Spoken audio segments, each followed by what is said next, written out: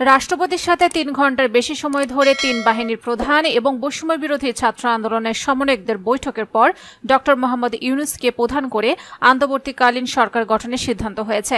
বিভিন্ন সূত্রে জানা যাচ্ছে, আজই দেশে ফিরছেন ড মোহাম্মদ ইউনূস এবং এই দিনই জানা যাবে অন্তর্বর্তীকালীন সরকারের চূড়ান্ত তালিকা।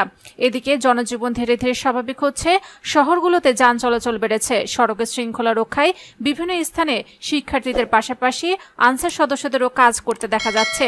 পুলিশের আইজিপি চৌধুরী আব্দুল্লাহ আল মামুনের চুক্তি বাতিল করে নতুন আইজিপি হিসেবে মোহাম্মদ ময়নুল ইসলামকে নিয়োগ প্রদান করা হয়েছে।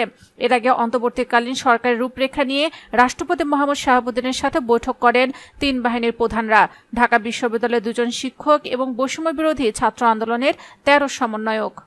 বঙ্গভবনে অনুষ্ঠিত বৈঠকে বৈষম্য বিরোধী ছাত্র আন্দোলনের পক্ষ থেকে নোবেল বিজয়ী অধ্যাপক ড মোহাম্মদ ইউনূসকে প্রধান করে একটি অন্তর্বর্তীকালীন সরকার গঠনের প্রস্তাব করা হয়েছে। রাষ্ট্রপতি মোহাম্মদ শাহাবুদ্দিন তাদের প্রস্তাবের সাথে একমত পোষণ করেন। রাষ্ট্রপতি বলেন, এখন দেশ ক্রান্তিকাল অতিক্রম করছে।